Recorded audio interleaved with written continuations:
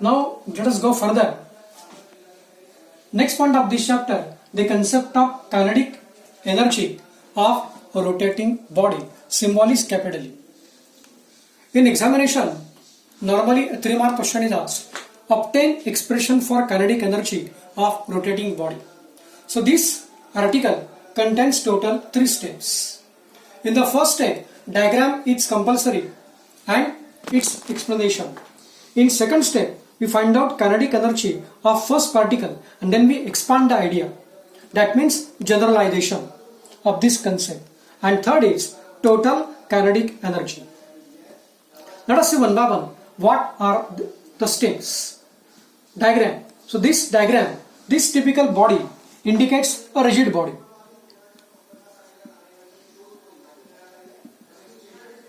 So body is not elastic, not plastic. We require a typical body, that means rigid body.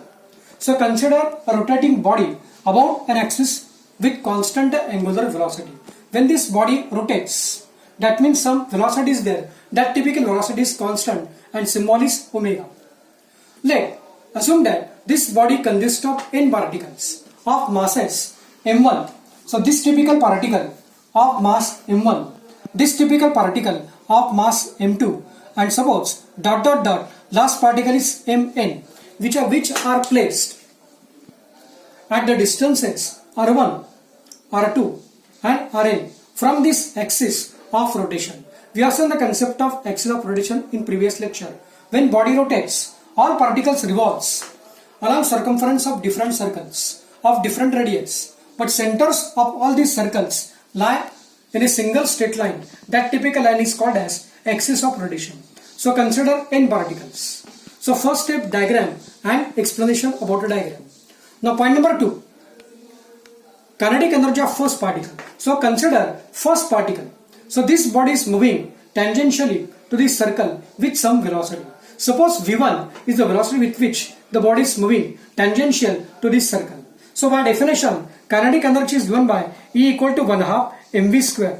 For first particle of mass m1 which is placed at a distance r1 from the axis of rotation, the energy will be E1 is equal to 1/2 m1 v1 square. So in place of m, there is a m1 is there, and in place of v, there is a v1 square is there.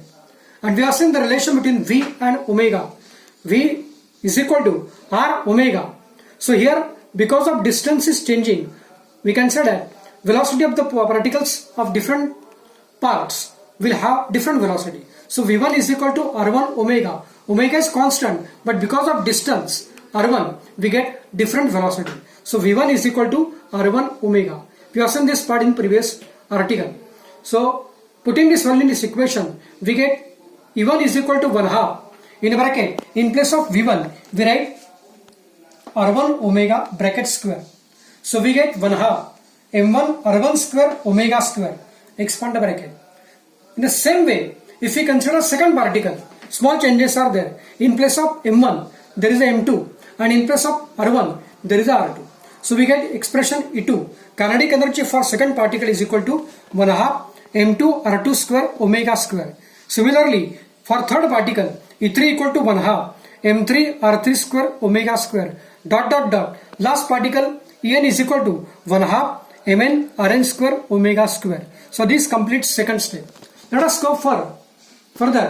Third step, total kinetic energy. We want to find out kinetic energy of the complete body. So we can say that total kinetic energy will be addition of all these kinetic energies of all particles. So E is equal to E1 for first particle, E2 for second particle, ... En for last particle. So in place of E1, we write this value m1 r1 square omega square. In place of A2, we write m2 r2 square omega square. And in place of En, we write last value 1/2 mn rn square omega square. So what do you observe here? This 1/2 is common in all these terms. Similarly, the omega square is common in all these terms. So take out the common term from this expression. So we get 1/2 common. In bracket remaining terms m1 r1 square plus m2 r2 square plus dot dot dot. Last is mn rn square bracket complete and omega square. And we have seen in previous article this summation, this addition we can show by the symbol summation I running from 1 to n mi ri square into omega square as it is. Or we can write this as summation. We don't write sometimes I. So we get summation mr square. So meaning of this and this is same. And we know that this typical summation mr square is called as moment of inertia, that means I. So we get E is equal to 1/2 I omega square. This is our required answer.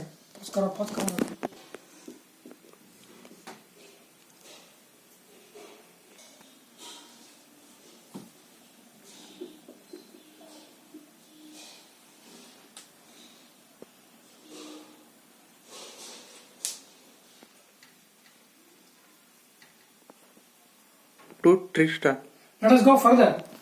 Now we see next point of this chapter, the concept of angular momentum of rotating body. Again question can be asked for 3 marks. Obtain or derive the expression for angular momentum of the rotating body. Again 3 steps are there. First diagram and explanation. Second is for first particle we consider and we expand the idea, that means generalization. And third step is total angular momentum. Let us see first step. Again we require diagram. Again diagram is there. Same diagram just like previous article.